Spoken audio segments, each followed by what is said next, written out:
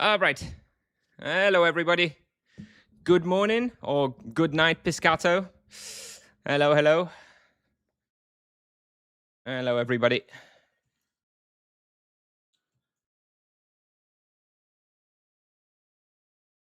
Happy coffee to everybody.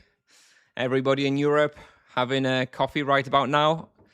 I'm guessing anyway. Okay, so we hit that level 600 yesterday. Actually, no, it was this morning. I hit it this morning. I was doing a short little hunt this morning at Nimesat. Hit that 600. Got my Sanguine Bow. Got it almost on proficiency 5 already. In fact, I'm going to see if we don't have any spare proficiency catalysts. Got that highest combat skill percentage for auto attack damage. So once we hit this +2 attack in here, that's going to be really nice. And the plan for today is just a little bit of random hunting. First of all, I'm going to want to finish off Varg Bestiary. So what I'm planning to do, it's all booked up, of course, Nevia, it's all booked up for 24 hours. So I'm going to try and be a little bit cheeky, and I'm going to try and go on the bottom floor of the Nork Fortress where it has that Varg little breeding grounds, because people don't normally hunt that floor when they are hunting Nimesat Fortress. So hopefully I can get away with that. We'll see. Afterwards, I've got a bit of Nimesat booked for Mega Dragon Bestiary. And then towards the end of the stream, if we can still go that late, I've got an hour booked for Norkfratu East Duo, but that's 3 hours from now. So we'll see if we've got enough time for that anyway. Thank you, Hunksy. What was I doing? Oh yes, I wanted to check for catalyst, right? Do I not have any proficiency cat? I do want to buy a few. How much do I need? Let me check. I need 150,000. I need 150,000, which would be 6 regular proficiency catalysts. Let's just get them. 1, 2, 3, 4, 5, 6. All right. Just so we get that proficiency 5. I think once you've got proficiency 5, you've basically got the key part, you know? There we go. +2 attack. Now the only things I'm missing is a 2% crit chance and a 10% crit damage. I mean, that's a lot. It's very good. But, you know, it's going to be a while until I have those anyways. Can we have a rapid fire of the Tibia Wordle bot for the next 2 hours? No, if we keep spamming it. If we keep spamming it for Divin, it's going to be... it's not going to be so fun, you know? I'll trigger one for you just now. Oh, is it finished? I can trigger one for you just now. I'll trigger one for you just now. But then I won't be triggering anymore. There you go. I've triggered it on the Discord for you.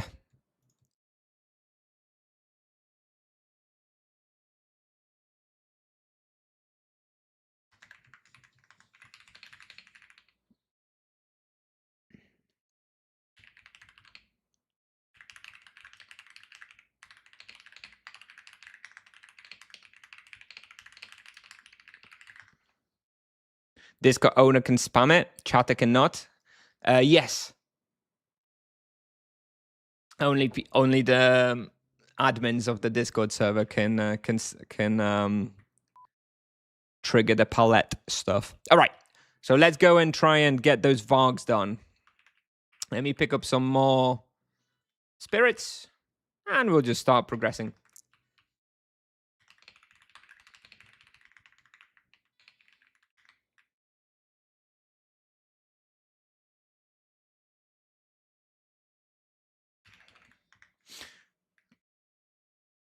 All right. Yalaha. So we're just going to do some bounties, some hunting today. Nothing too crazy. And we'll see how the Sanguine Bow feels.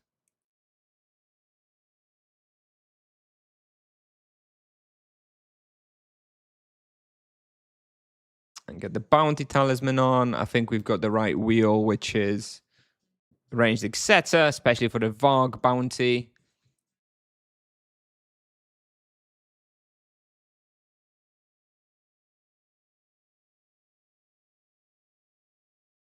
this should, from what, because I started doing this yesterday. I did this yesterday. I think it was about 300 per hour. We need 170, so this should take about 40 minutes to finish it, something like that. And hopefully, yeah, no one's hunting the -1 floor. We'll find out in a minute.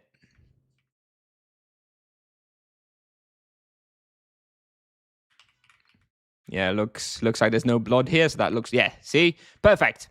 Nobody's hunting here, so we can be a bit cheeky. Let's check for an echo first, because there's often an echo here because nobody hunts here.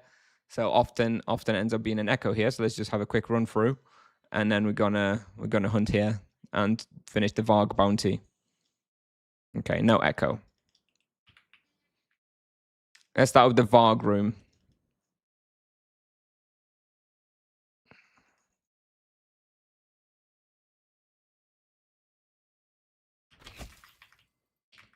Here we go. So this is what I'm trying to do, right? I'm doing the Varg bounty. So I start off. This only really works now because it's the double respawn. So that helps with the double respawn. Let me just check if there's not. Actually, let me just check one more thing. If there's not like a triple respawn somewhere, just so I know for the rest of the day. Let's have a look. Is it triple respawn anywhere today? Don't think so. All right. Oh, here's an echo. Like I was saying, there's often an echo on this floor. So here we go. We'll start off the hunt with an echo.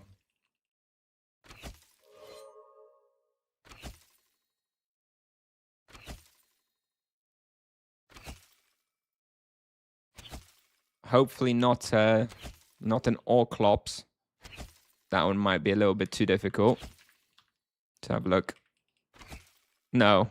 Influence, Norgferatu, Heartless. All right. 5, 5, 3, and 5. Oh my god. That's triple 5 plus a 3.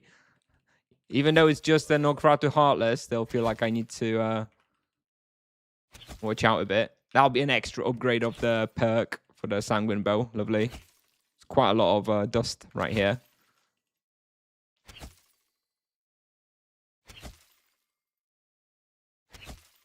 Perfect. All right. And now we just go here for like 40 minutes. Then we're going to try Nimisat. And then probably Norgferatu Eastern duo. Maybe something in between as well. See how we go.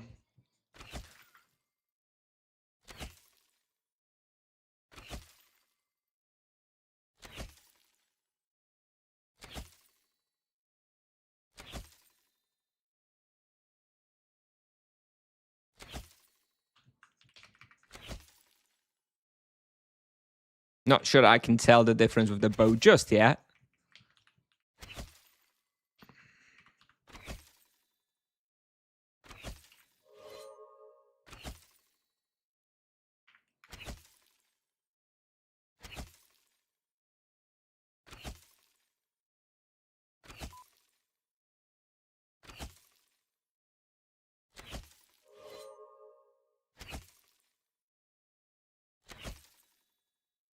I guess let me show the bounty now that we're actually doing a bounty. Let me get that up there. There we go.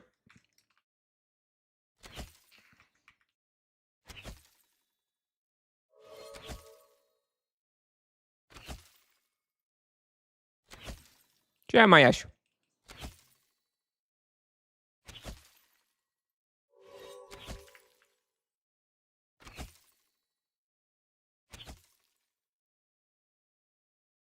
Thank you, thank you. Thank you. Yes, got the 600 this morning. Got the Sanguine Bow, got the Sanguine Crossbow. There is like one item I still kind of want to buy that I can't seem to get on Nevia, which is the Ice Protection Boots from, I believe it's from Timira. That's like the last sort of best in slot type item I still want. Which proficiency are the best for Crypt Spine? Well, that depends which rotation you're going for, right? Crypt Spine has two very specific proficiency. It has a physical proficiency with armor penetration, and it has a holy proficiency with a holy pierce, right? So it depends on which rotation you're actually going, depending on the spot. So you're either going to go for all the armor pen perks if you're going for like an Ethereal build with sharpshooter, or you're going to go for the Holy Penetration perks if you're going with Divine Barrage and Massan and Divine Defiance stance, right? Hey, Silver Sage, morning. So the Crypt Spine proficiency is fairly flexible like that.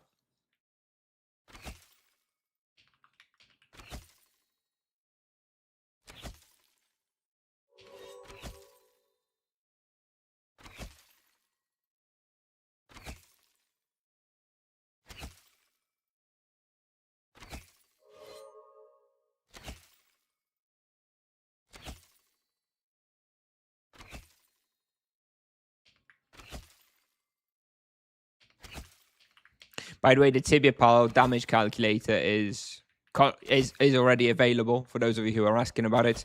It is not on the navigation bar just yet, but you can just access it via damage calculator. And we've done like 30 bug fixes over the past couple of days, and it's really getting there, and it's almost really exactly where we want it. So if you want to play around with it, do some testing, that would be great. And yeah, maybe we'll do some example build comparisons later, maybe as a bit of fun. If somebody has some questions about the build, which build they should use for whatever, then maybe we'll test it out.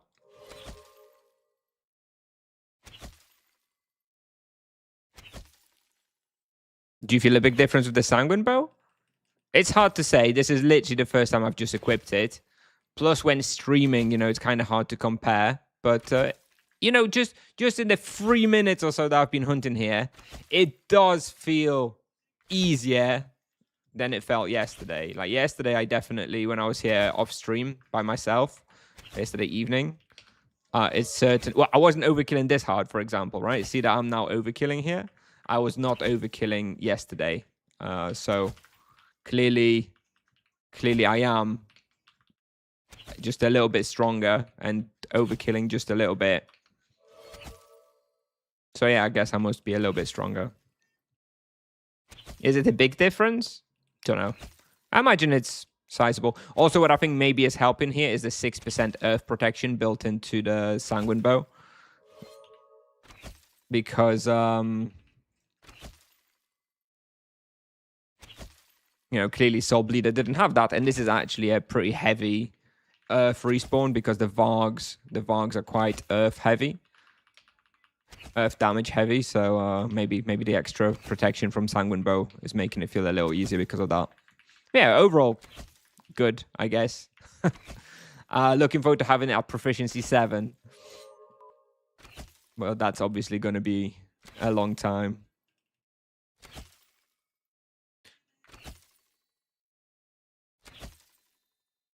Maybe we want to pick up an extra pull here or something. Is there even enough monsters here for that? Not really.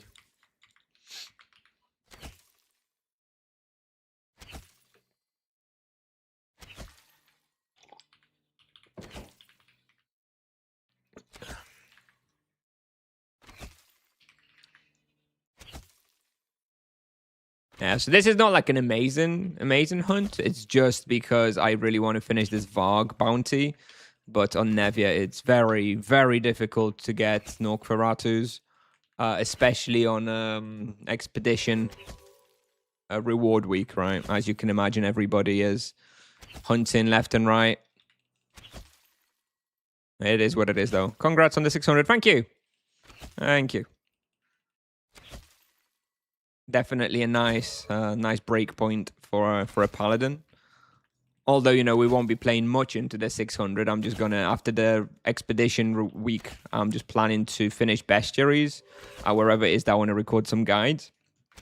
And then we'll be moving permanently onto the baby paladin, right? And progressing him.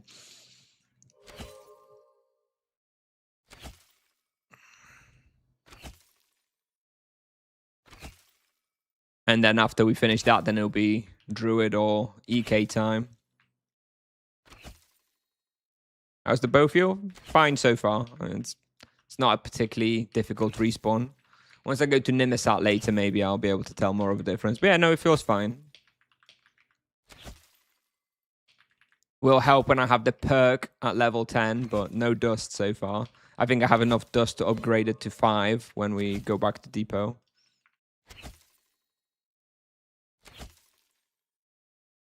Just started Paladins. Your Paladin guide up to date? Not really. My Paladin guides are a little bit dated. They're not too bad. But it is a little dated. I'll be remaking those soon. But I think the leveling bows and stuff is probably still fairly accurate. The Bow of Destruction, though, is the best one. The main difference is like level 200 to 400. In those levels, you just want to use Bow of Destruction. Because Bow of Destruction was significantly buffed with the weapon proficiency update a couple of updates ago.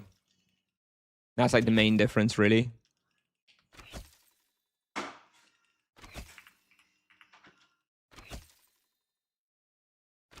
Do you intend to update the hunt list? Yep, of course. I mean, majority of the Paladin ones are already updated. Not all of them, but I'm clearly going through it. So, like, a lot of them are already updated.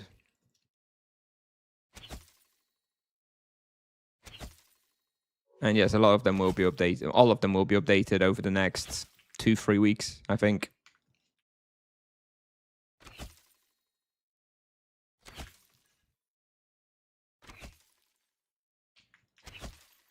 I have a Paladin 170 with distance 125 waiting for your new guys to drop. Okay, that's gonna be a powerful Paladin. I mean, it'll be like Grim Reapers most likely at that level with that dist.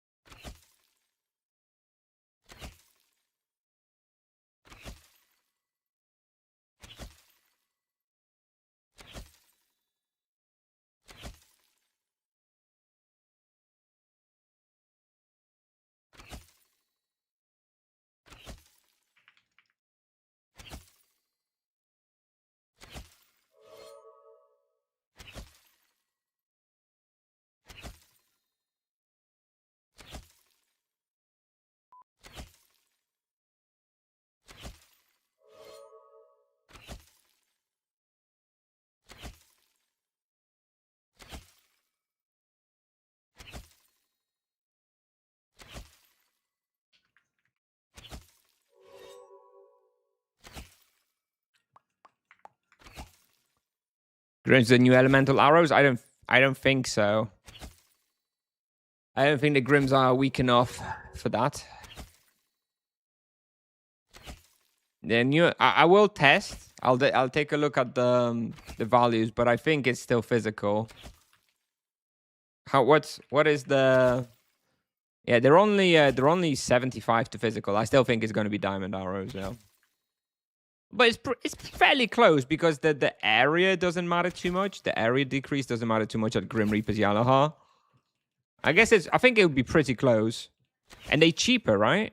The new how much are the new diamond the smaller arrows? They're 75 or something, right? So they are cheaper than diamonds. So from cost perspective, maybe they would be better. I guess I'll try both. It's a fair suggestion, but I think for damage it probably is still diamond arrows. All right, 11 minutes, 15 4 walks. So yeah, about 300 per hour.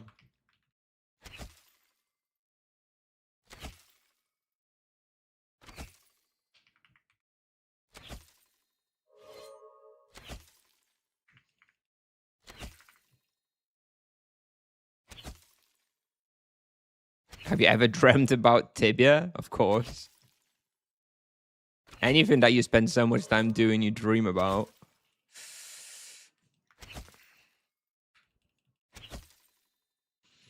A lot of my nightmare type dreams from Tibia do include something to do with Red Skull and dropping my full equipment, though. That is a common recurring nightmare for me, though. How much did you pay for Sanguine Bow? I bought it a while ago now. I think it was 275, maybe like a month or so ago. What wheel are you using? Double Exeter S. Double ranged Exeter, because I need it for the Vargs.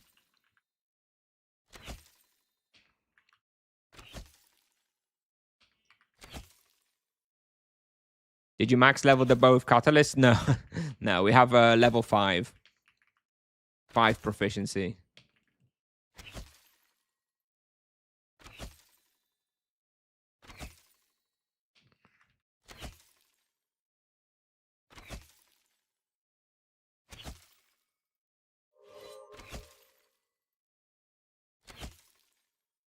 Why not?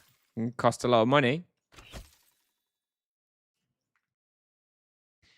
Did you know that if you'd make 10kk raw daily for 10 years, you'd only be 1.3k? So do you mean just 10kk EXP total? Yeah?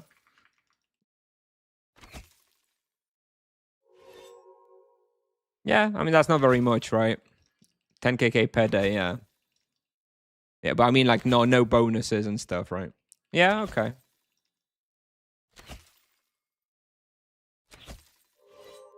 But then you have those days where people make, like, 200, 300 million EXP per day on, like, events, and that's, like, a month's worth in that little calculation, right? Sure. Good luck doing...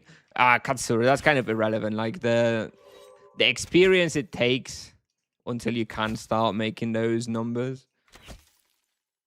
Like pales with the duration it takes for the full. If you start PGing a character from scratch, you have like a level 300 within like a month. In the grand scheme of 10 years, doesn't really matter, does it?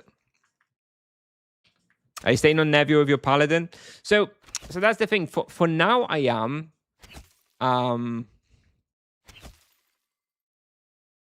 Like I don't want to be on Nevia when I just want to play the game.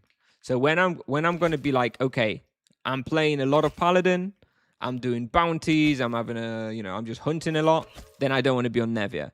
But I'm thinking, I don't know if there is much of a purpose in me transferring off like in the immediate future, because the thing is, I've just reached 600. Now my plan is to finish bestiaries on Nimesat, Nokferatu, Azalon Castle, and young Goannas. And once I finish those bestiaries, I'll just record a few level 600 places, and then I'm not planning to play this paladin anymore. For now, I'm planning to play the other paladin, and then I'm planning to play, druid, EK, etc. So there is not all that much purpose in me transferring off for like a week and then stopping playing, right? So I may as well stay here, I think, for now. Do my wardens when I have some time, do some bosses and stuff, accesses. Not much of a reason to transfer off, because I'm not going to be playing much like bounties and stuff.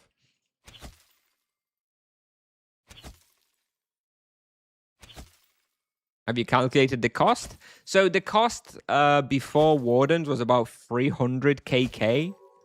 Or was it like 600kk? No, it was a lot. It was like hundreds of kk in any case, Carlo Main, to get the proficiency 7. Now it's dropped a bit in prices. I imagine it would be like 200kk or something now for a proficiency 7.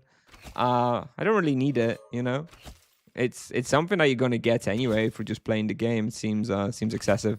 Anyway, I just heard a little warden ping. Let me just check what it is, in case I do want to go.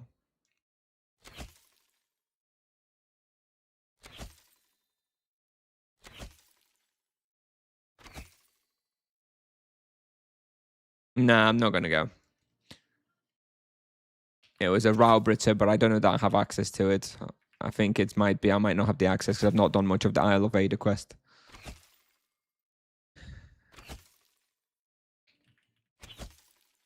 What wheel I would run here on MS Team Hunt? So here, I've been talking to some MSs actually who Team Hunt here, and from what I understand, because it's so difficult to like land your waves here, because of the fact that it's such a running Team Hunt, right? You run in everywhere, monsters all over the place. It's hardly like boxing. It's people just go for the easy. People just go for a very easy rotation of I am going for another warden now. I'll be back in a second. People are going for an easy rotation of fire, death echo, right? Fire wave, death echo.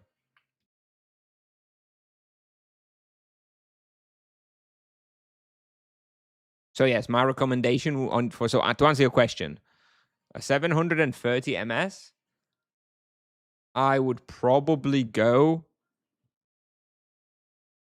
tier 1 beam mastery, just because you're going to want to pick up the death echo perk anyway, and then tier 2 Lord of Destruction, and just go great fire wave, death echo, just because it's hard to hit your waves, hit your energy wave and energy beam in there anyways.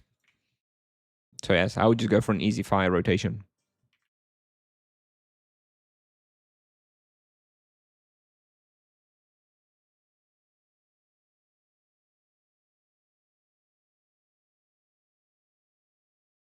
$240k if you count mid catalyst for 200k. So it's even cheaper than Veneto, because the mid catalysts are like under 150k on Nevia.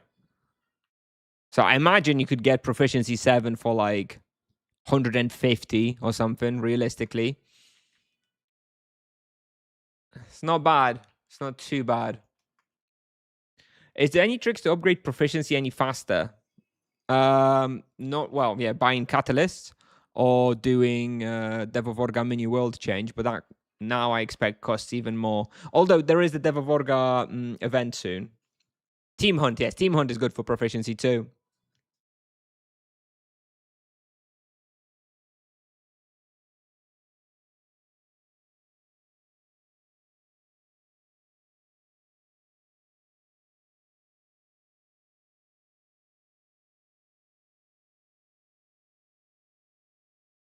Yeah, proficiency is the fastest way, and as we've just calculated it sounds like it costs maybe 150k or so at the moment.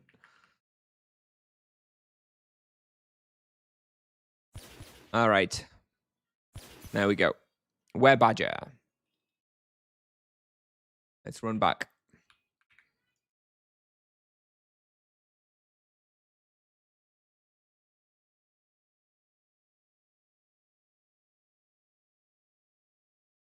I'm only missing 2 charms now, by the way, from T2. I'm missing Carnage and Dodge, which is 2.1k charms. I have 14.4 thousand charm points now on the level 600.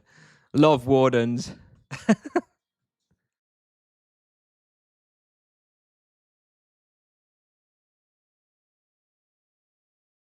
Probably going to end up having like 18,000 charm points or so by the time I'm level 650. For Crypt Strike, it's one of the only ones that might be worth to upgrade all the way to proficiency 7. Well, they're all worth. All the proficiency 7 perks are good. Sanguine Claw proficiency perk 7 is good as well. The 2% crit chance, but yeah, it doesn't really matter that much, right? Crypt Strike proficiency like makes it crazy good. Takes it from a good weapon to an amazing weapon, right? So yes, Crypt Strike is the only one I would consider upgrading to proficiency 7 with catalysts. Me upgrading Sanguine Bow to proficiency 7 is just a bit of a treat, right? I wouldn't exactly recommend people do that in general, because you're gonna do the Sanguine Bow proficiency 7 in no time, anyways.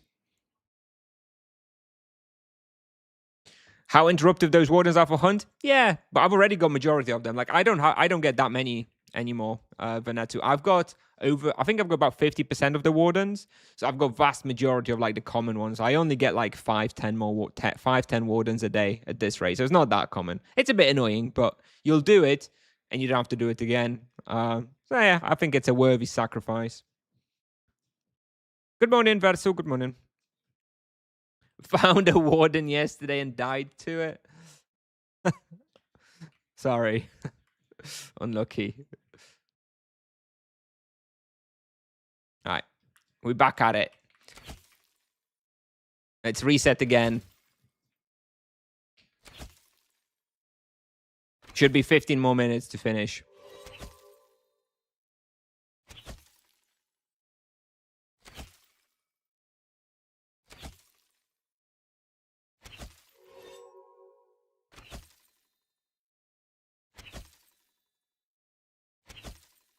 The warden system is so neat. Yep, indeed it is. I know that the guy who wrote all the code to facilitate the warden system on our server wants to sell it.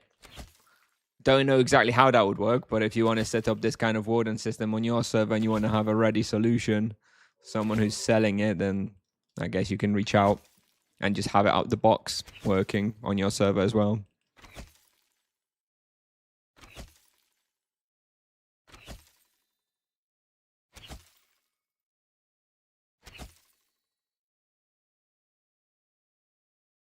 But it does help to have a big active community that would be interested in doing it, right? It doesn't make sense to have that kind of system where you know, you have 10 people playing on the server actively.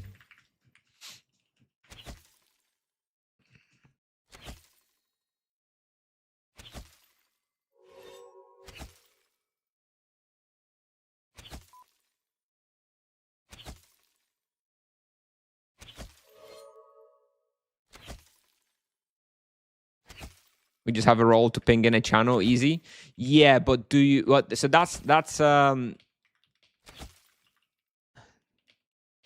like the simple implementation, right? Do you have a way to select which wardens you are tagging for and which wardens you want to be notified about? Because to start with, we just had a very simple ping a group that there's a warden, right? And you just called which warden it was. But within like 2-3 days, you know, people were really sick of like the cave rats in Krachman and stuff. People can read what you're, yeah, but it's then you're getting pinged. Well, once you then have like 50% of wardens done, then you just get pinged in 90% of cases for something you don't need, and it's gonna become a problem. Being able to have it split per monster is the value of a proper integrated system, because I cannot imagine now having to be pinged for every single one, and every single one I have to go in. I have to check if I need it. I have to verify versus my bestiary if I have it, because you're not going to remember which every single one you have. It's a real pain for sure.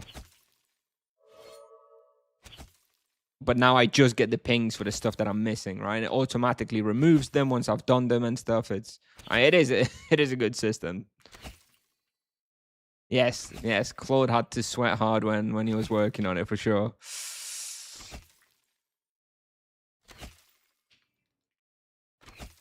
Nah, it's good. It's really good. The system that they have on Neve is really good. It's got basically everything you want.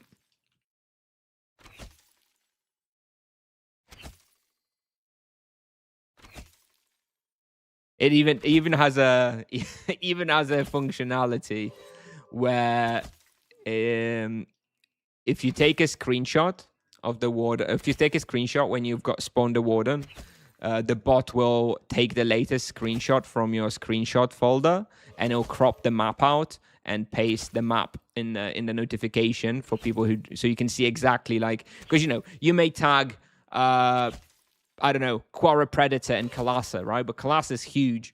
And then, you know, people have to be finding you and stuff, so you can just like share a screenshot easily as well, so they see exactly which SQM it's in on the map and stuff. So it's got a bunch of like random features like that. It's pretty good. I got Grand Sanguine Bow. Damn. The thing is, I'm not allowed to have a Grand Sanguine Bow. YouTube comments would eat me alive if I rocked up with a tier 5 Grand Sanguine Bow for my level 600 guides, you know? When will you solve Serpentine Tower? I am not a Delulu RPG enjoyer. Oh, hang on a minute. Why are they slamming me so hard here? Draw real low there for a couple seconds. Strange. No, I'm not bothered in Mysteriando or whatever. I think it's unimplemented. I think tips are just trolling, you know. 2.5% damage for demons. If I hunt only demons will be better. Yep. The bestiary perk is far and away the most powerful one overall, but it is limiting and constricting, right? To just be able to hunt that particular category. I mean, if you are really, really confident you're always just going to be using that, then yeah, that is the best one. I would never go for it because I do bounties and I change shit all the time, but I suppose if you are a one spawn Andy, then yeah, that one would be good.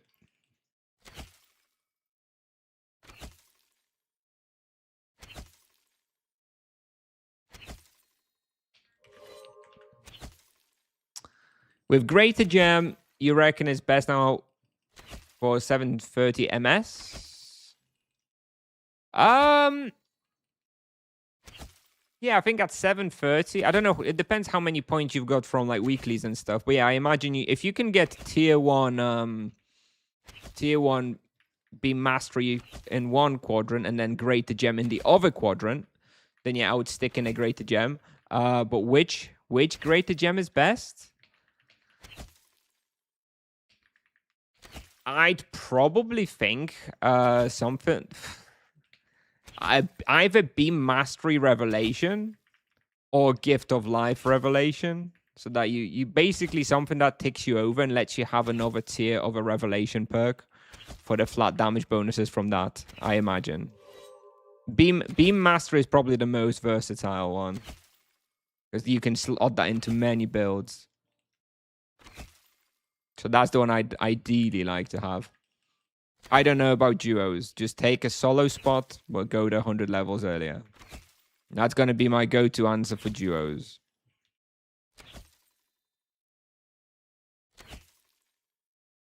New fishing rod is a disappointment. Yep, it's just a slap in the face, as usual, from Tipsoft.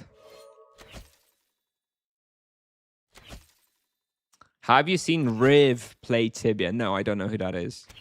The only Riv I know is Rivington, the caster from League of Legends back in the day. I don't think he casts anymore. But I'm guessing that is not the Riv you are talking about. 100 level 500 what dist and magic level? I would go for 120 dist and 33, 34 magic level. I would expect something like that.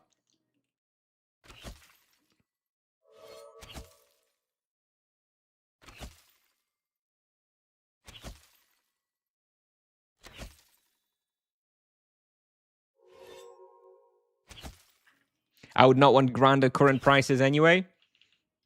Yep. Just wait for Moon Silver, right? Much better. How does this bot work? You still have to tag in chat and type. Yeah, so as a finder of a warden, you go /warden. That's like that's the command, and then you choose the name of the warden. It comes from like a pre-populated list, right? So you start typing the name of the warden, and it matches the name. You select the name, and then optionally you've got two more flags that you can add. Optionally, one is kill time. So you can set the time that you want when you're going to kill it. So or you can say like 3 minutes, 5 minutes, whatever. And second optional flag is location. So obviously if it's a monster like a wolf or a bear or whatever that has multiple spawn points, then in the location optional flag you say where it is, so people know where to go to find you. And also it automatically comes with like Exiva for your character name and stuff as well that people can copy if you have Exiva open, which is something we are very strongly encouraging for everybody who wants to participate in the warden system, that they make the Exiva public. Hello, Goose. All good, friend. Finishing a bounty, enjoying Sanguine Bow. Rivington the third. Oh yeah, I remember. Good old Rivington. Got 2 mitigation gems on first round. My 150 paladin. Okay, those will be good. Those will be good. At 150.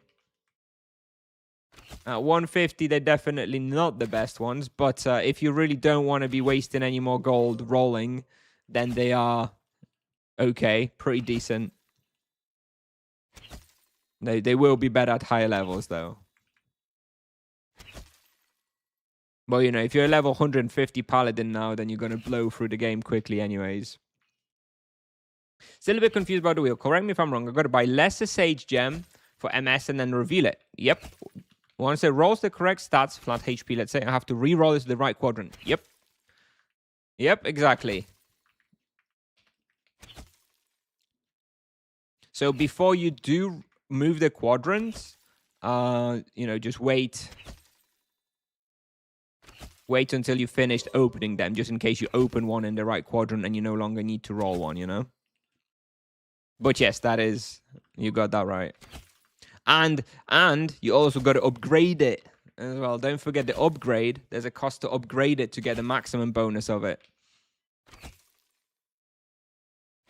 How does 40% mitigation multiply compared to 400 HP? Well, on a low level, badly, right? 400 HP increases your HP pool on a level 170 paladin, you know, massively. 40% mitigation is just going to mean you take a little bit less damage, but like 1% less damage or something. Probably not even that. You'd have to check your mitigation value in the character sheet. Let's check mine just as an example. I have 1.3% mitigation. So 40% mitigation multiply would give me 0.5% damage reduction. So you're probably going to get even less.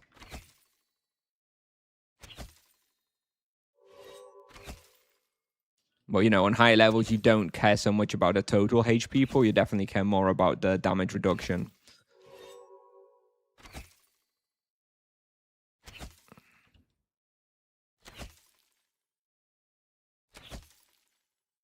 A question about Solkamas.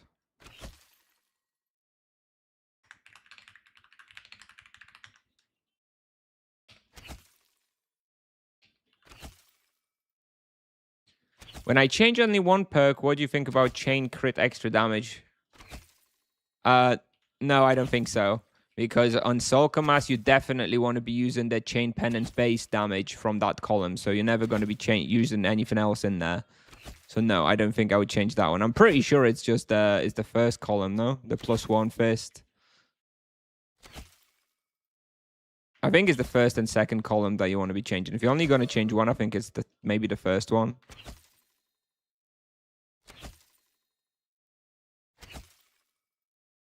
So on first perk, change base damage will be good. Yeah, on the first perk, if you get base damage on chain penance, it's good. It's not the best one, but that one would be, yeah, one of the better ones. Well, 8% skill would be better, yes. 8% skill would be better. But base damage chain penance would also be pretty good on a Solkamas first perk. 1% crit chance for sweeping takedown. All right. That is a placeholder. But it's not the worst placeholder.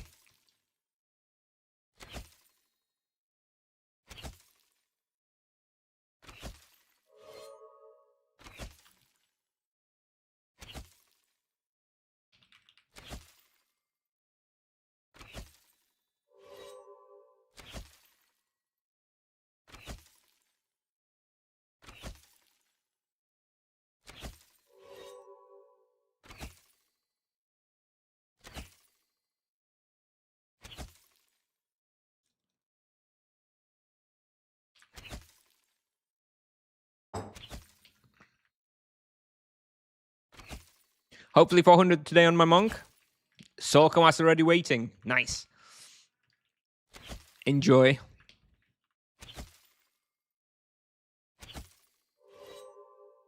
Have you noticed there are a 2-second delay for dust raids to spawn? Yep. Yes. I think it's by design. I mean, the influenced ones are very dangerous. So I think it's to give you a little bit more time to realize that that's what's happening, you know?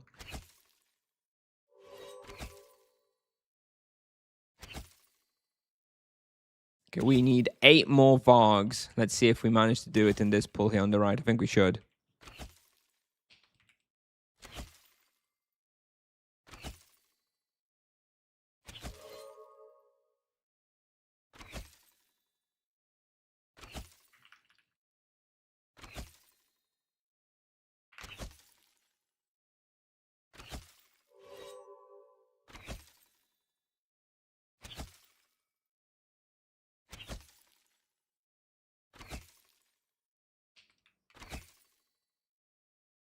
Yeah, we should have enough now. There we go. We'll finish the bounty with this pull. Perfect.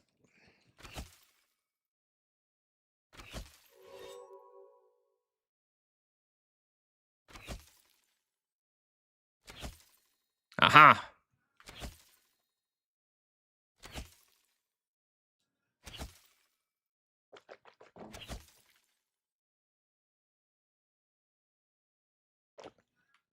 And just run out of boost a few minutes ago too. We'll be able to, we've got 1 hour of stamina almost, so we'll be able to get 1 more hour. 1 more hour hunt with stamina and boost.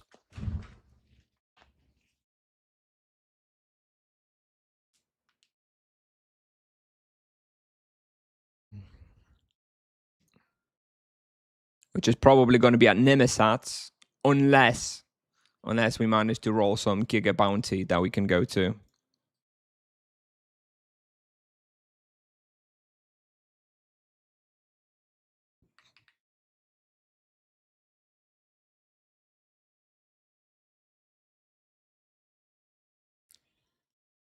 Would be lovely to get like a Mega Dragon now.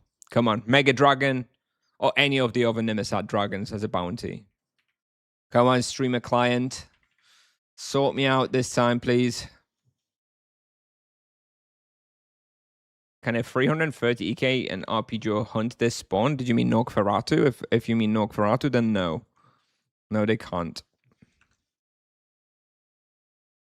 When does mitigation take precedence over HP gems? I think like around level 7, 800, something like that. I still use HP gems. All right, here we go. Nimesat. Come on, Nimesat. Ooh. Falcon Paladin Silver is good. I do have full reroll tokens, but I kind of feel like I'm probably not going to get a chance to hunt Falcons. It's taken until 2:40 a.m. Come on, Nevia. Great server. Fuck it off.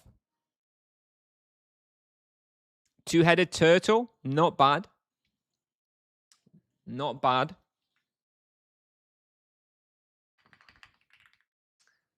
I will keep that. We will do this one. But first we are going to go Nimesat. Because I do have a booking for an hour and I do have stamina. I will have a boost. So we'll burn the stamina and the boost for 1 hour. And we'll go turtles afterwards. Everybody loves turtles. Let's get some ultimates in here. And yeah, let's go Nimesat. I'm getting some more catalysts. I do have a buy offer for catalysts. Oh, I really want the enchanted flamingo amulet as well. They're going up in price. We'll go kill the boss later as well. We'll go kill the Moon Snow Magnolia.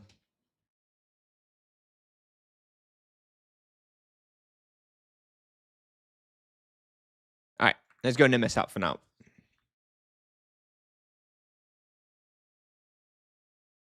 The amulet would be good for actually where are we going now? If we're going to if we're going Nimesat, would be really, really good.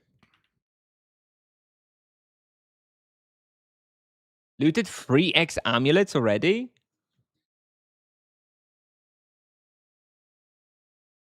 The drop rate is apparently fairly good, right?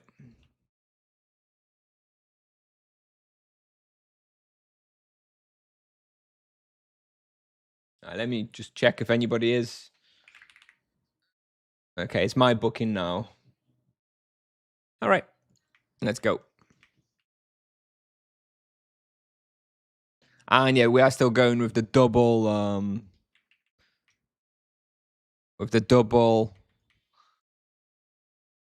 range etc, especially for the top floor. The top floor is much harder, by the way. It's not going to be super comfy. Like hunting the base floor, this floor is very, very, very nice. Let me just tag the Mega Dragons as I'm running through. Just to help with the bestiary a bit, you know, a bit cheeky, but get a few bestiary procs. And here we go. And there's some blood. I think, well, we'll see. All right, let me equip everything now. Reset. And let's go.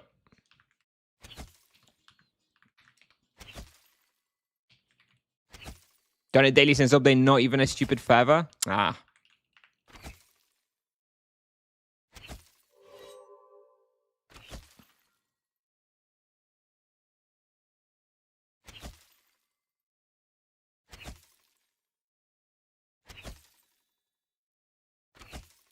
Yeah, we'll go do a kill. I guess we will go do a kill. Maybe after this hunt, which reminds me, quick boost before I forget. Okay, here we go.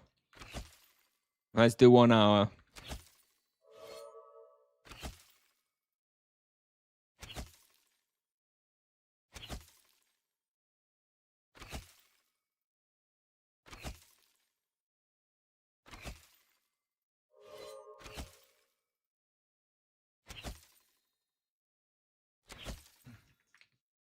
Yeah, this floor is much harder than the floor below.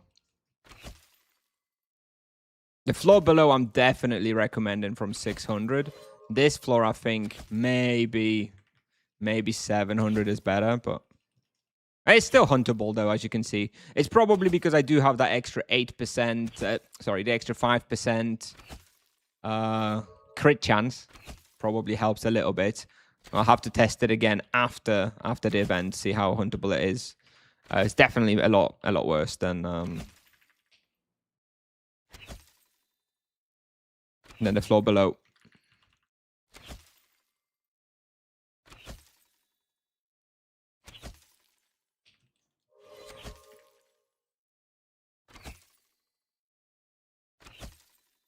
We do have a double charm here. We have charm on War Dragon. We have low blow on War Dragon and overpower on Dragolisk. Don't have anything on the Mega Dragon.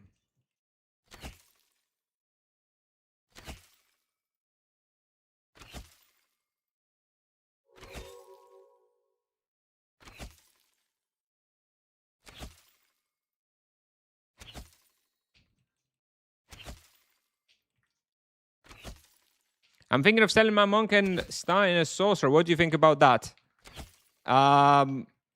Starting sorcerer, that's fine. I would say do not buy a high-level sorcerer unless you're sure you're going to enjoy it. That's a surefire way of getting disappointed. It's definitely not for everybody.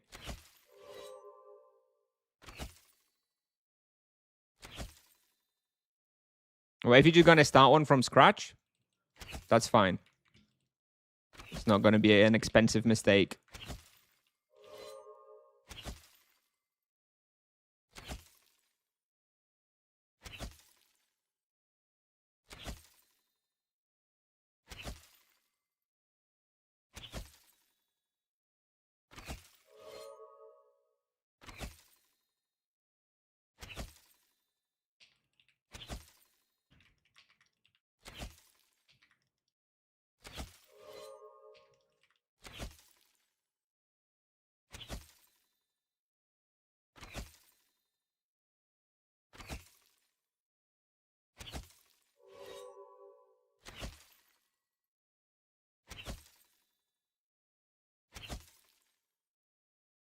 Yeah, sure. Try it. Sorcerer is fun. But it's just not for everybody, that's all.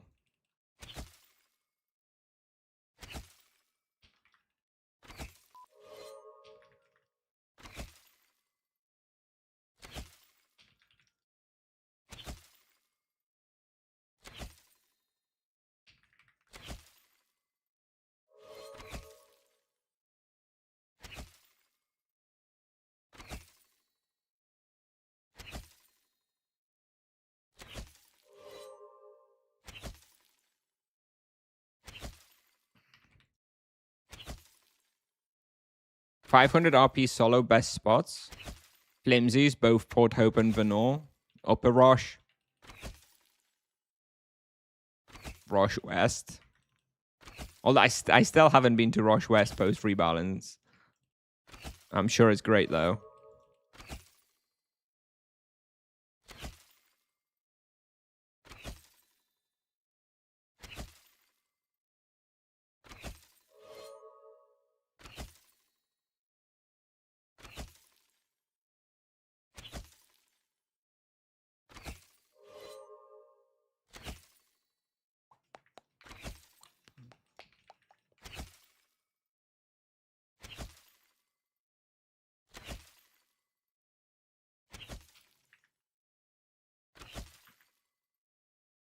Yeah, start an up character, see if you like it, or like buy at least like a level 300 sorcerer or so for very, very cheap, and just mess around on that one.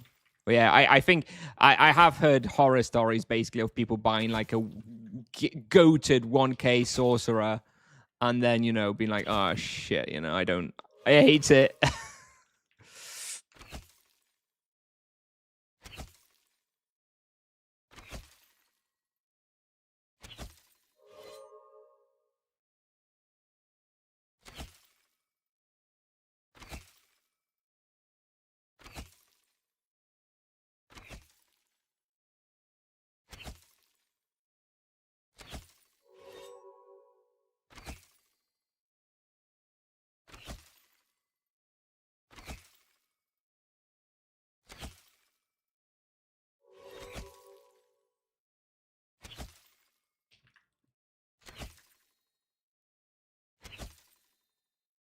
And 900 EK solo, you've only got 2 spots. You've got Cobras and you've got Robriters. That's it.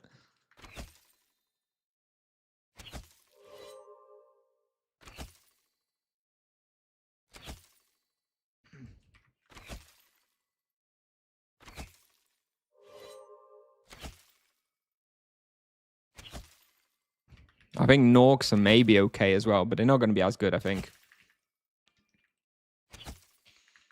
Oh, we're seemingly doing over 8kk raw for now, after 6 minutes. I didn't think it'd be quite this good. This is how much I was doing on the bottom floor before 600. Now I'm doing it here. And that's without a Mega Dragon charm. No Animus either. Pretty good.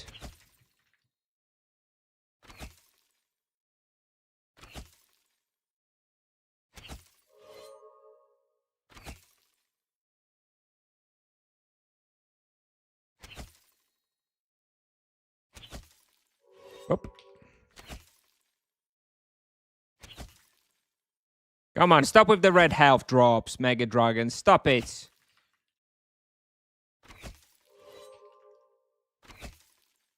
Can MS 600 hunt here? I think so. I mean, my MS isn't yet 600, but I think they can, yeah.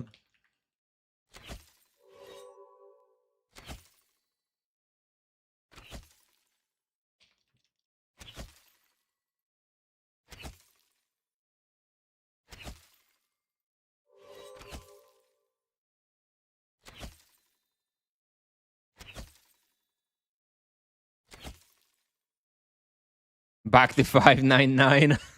Please no. The crit bonus from Avenge is huge. It is nice. I think huge is a little much. Like it's like a 3% damage increase or so. So that's good, but it's not exactly a massive game changer,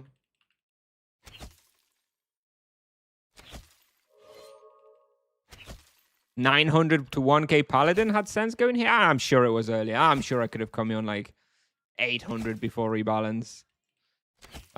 Just because I'm able to do this with this character doesn't mean this is exactly something everybody would be doing here. I have full best in slot, great character and stuff, so I still think most people will only really come here on like 700-800. But yeah, it's still definitely much, much easier than before rebalance. Of course. No questions about that.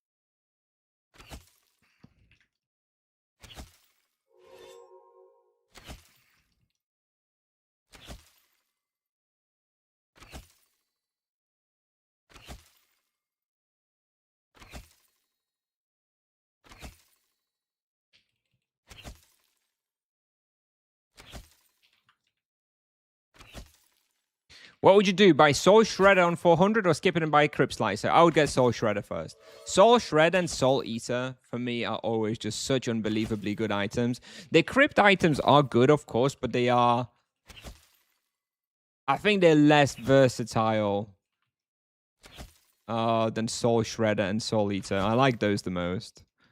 I mean, I may change my mind once I do an EK playthrough. And it turns out that the Crypt weapons are actually mega, but right now I have to imagine that it's better to go for the ice weapons.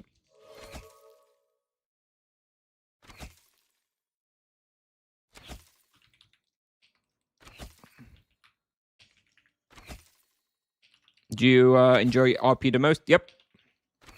Right now, yes. But again, I haven't played EK in about 4 years.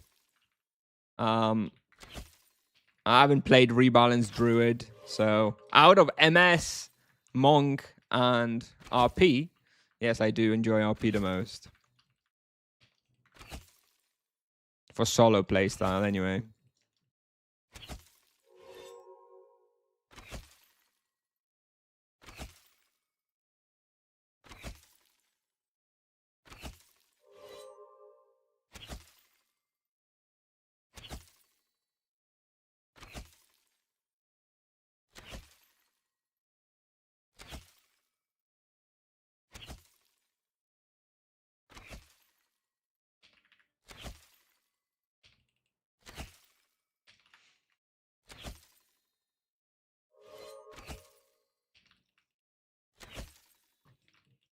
I think if I get trapped here, I still die though. Like if I run into this room and just 8-boxed with full health monsters, I think I die. So that is something you have to be conscious of as well. That you cannot make a misstep. Like it's fine if you're kiting constantly, but the moment you don't, you have to be sure you can kill off what's left.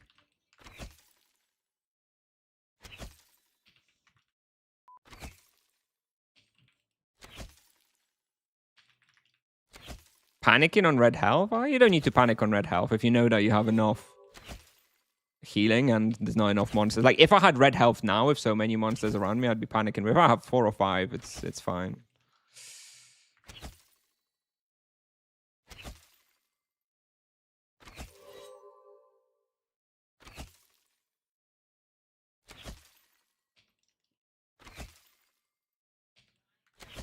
I really want to do Animus here though. 4% extra here would be really nice. I do quite like hunting here, and I think it's good bounties too. It's Dragolisk will probably land on my favorite bounty slots eventually.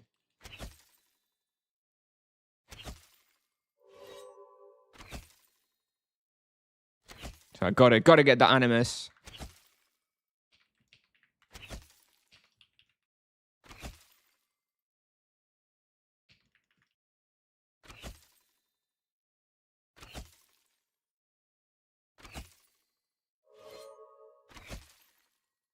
When do you expect Monk changes? Probably about a month away.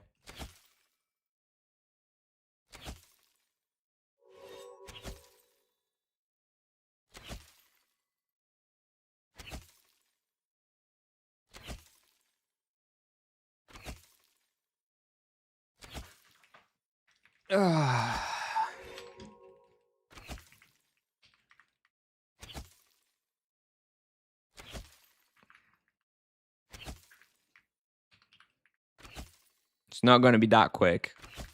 Well, I guess it depends, right? It's at least I got the impression that they are cooking up some fairly substantial changes.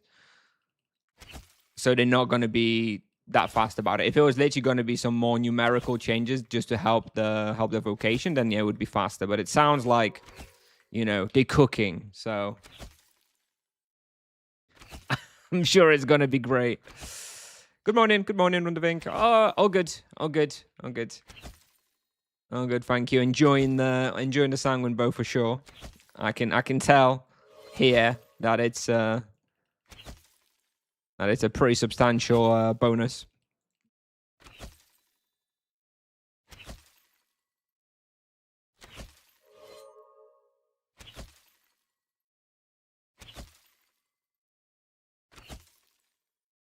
What key you using to heal? Mouse. I have my movement plus damage spells on my keyboard.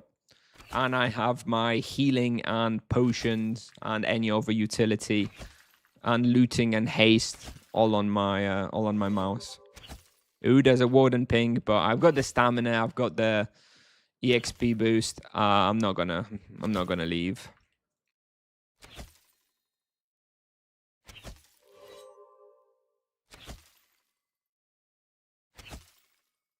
Does this keyboard delay setting matter? Yes, it does matter somewhat.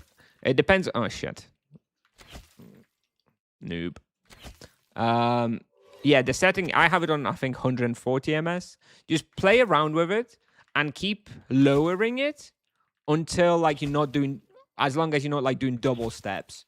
If you start, like, doing double steps and, like, being thrown back by the server, then you've got it too low. And then you have to increase it. For me, it ended up being about 140 ms.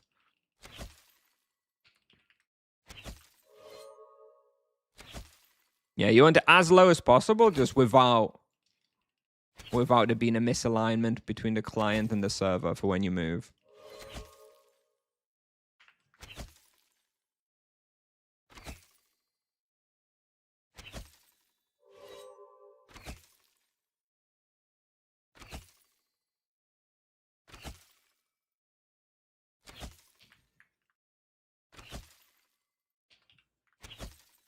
Bro, give me an ED tutorial like you did for Sorcerer. I mean, eventually, but it is one vocation at a time. I know it takes a long time, but, you know, I've got to get through every vocation, right? We'll get there. But if you're waiting for it now, then yeah, it's going to be a while.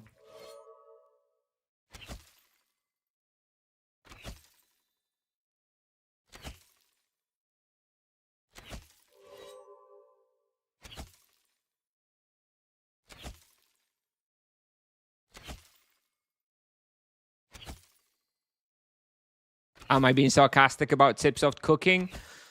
A little bit. A little bit. But it could be good.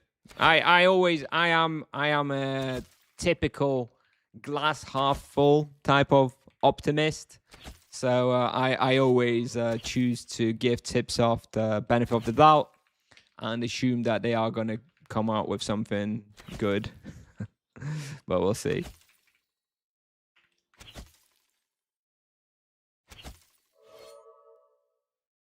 Aye, Mr. Narrow there.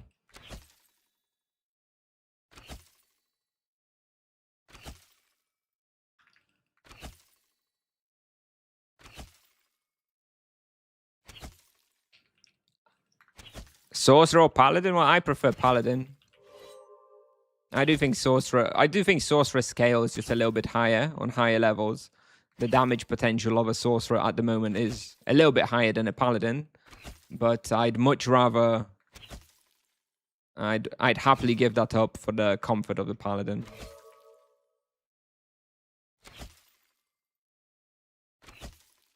You think they're planning a 6th vocation? Yes, I do.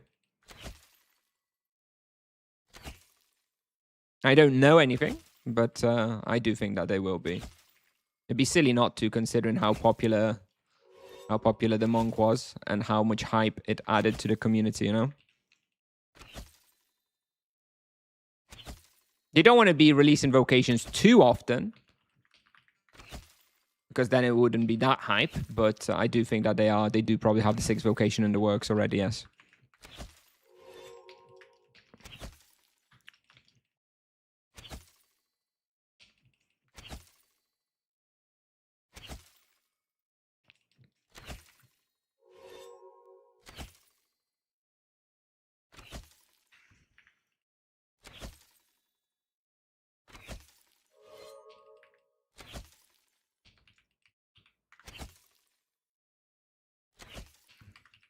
Forum will be filled with crybabies regardless. True. Indeed. Doesn't really matter, right? They can't win.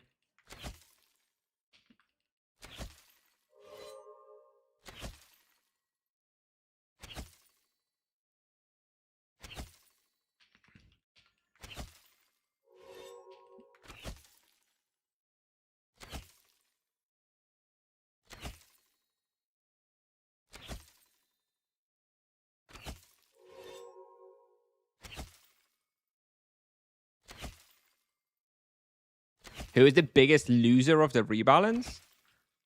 I mean, obviously the monk, but I don't know why you'd say knight or the monk. I think knights come out pretty well.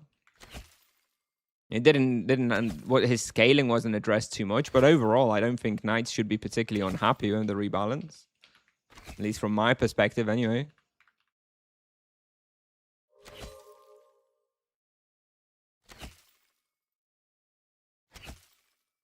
Can you show your wheel? No, I can't.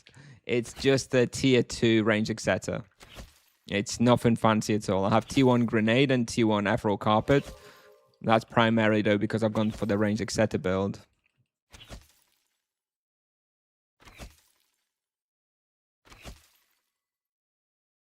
Oh, we lost a Mega Dragon there. Oh well.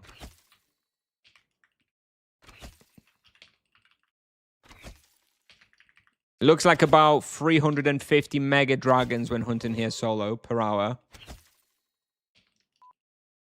I don't know how many I still need for bestiary. Let me have a quick peek in my tracker.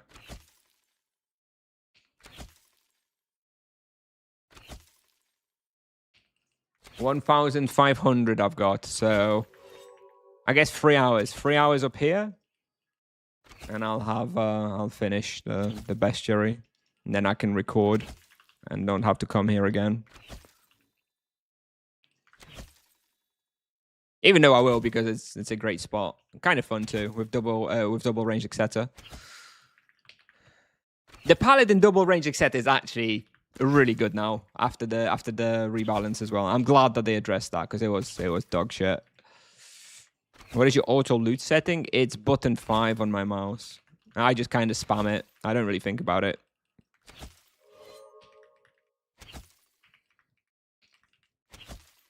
It's right where my thumb is resting, so I'm basically just spamming it as long as I'm not using any other hotkeys.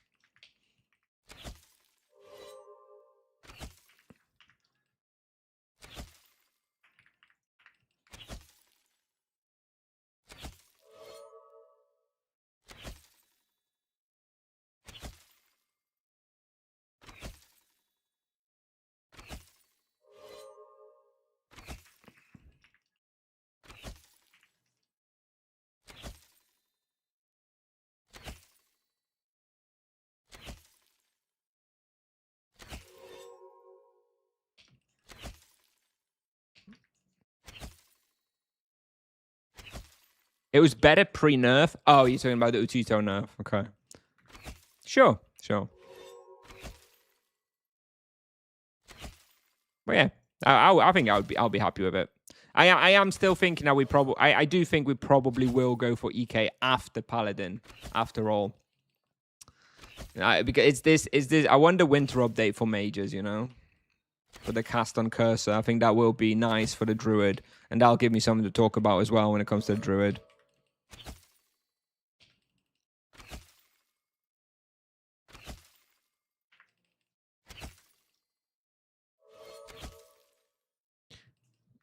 I mean, calling Monk a loser of the rebalance doesn't mean that he's like weaker or much worse or anything. It's just that, you know, loser.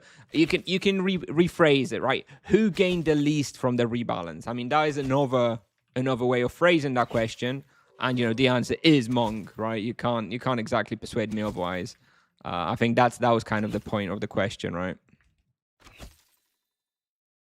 Yeah, loser maybe indicates that, you know, he's like become a lot worse, which he hasn't, but he has, relatively to other occasions, in my opinion, has gained the least.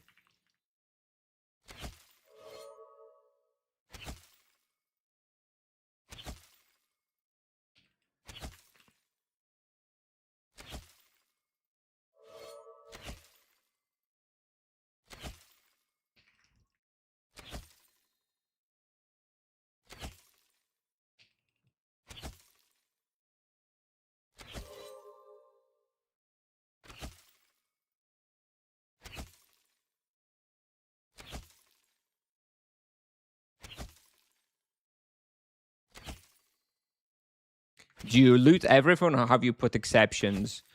Yeah, I mean, of course, I have some exceptions. I don't know if I have any exceptions here. I don't think I have any exceptions here unless they drop like some very cheap stuff. But yeah, of course, I have exceptions, right? Whenever I don't want to loot something, I add it to the loot list. Nice, stop picking it up. I don't have that much cap to loot everything.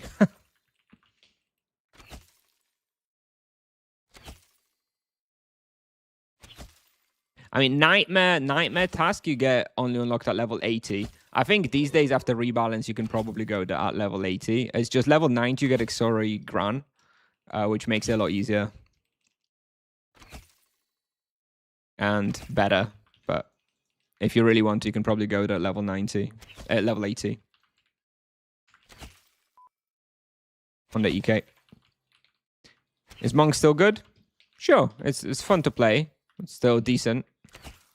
But it is weaker when it comes to results than most other vocations.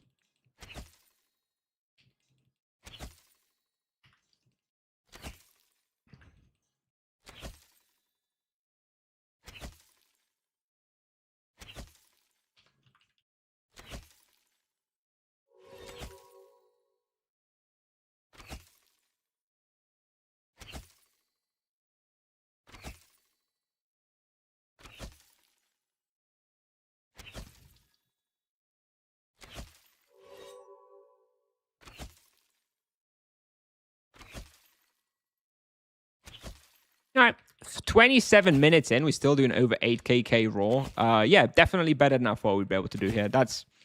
I don't think I could ever even do on like I don't think I could do this on 800 Monk here. So yeah, good. Just got to figure out which charm I'm going to put on the Mega Dragon when I do hunt here. I think I'm going to put Parry on the Mega Dragons. I do think that's probably the best one. An element before rebalance, you'd almost certainly put here an elemental charm on the Mega Dragons on the Paladin with the double charm proc. I think now Parry might be better, and they just kill themselves.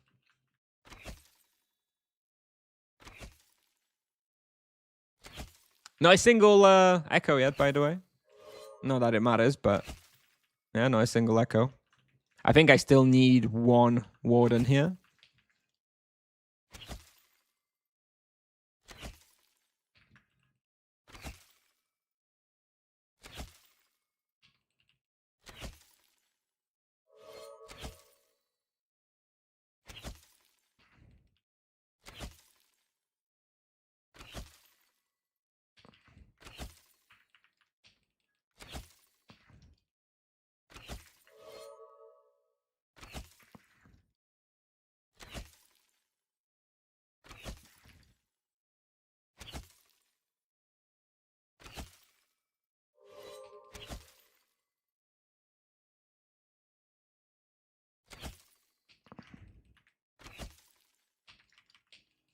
Gonna miss the crit chance after event. Yep. I can't believe some servers voted for the 5% EXP. Come on. Crit chance. Crit chance for the win.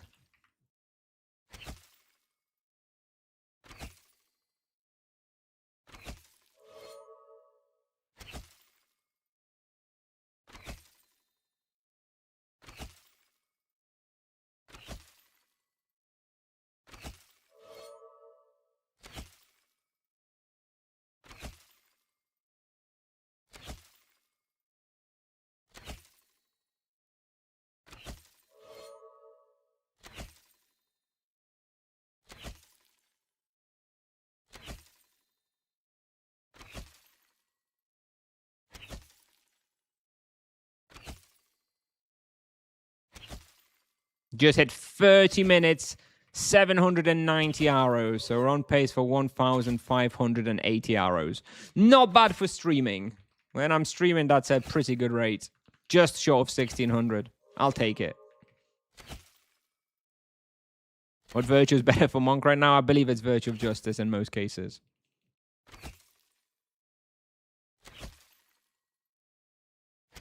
Can't believe some people didn't vote for Party EXP.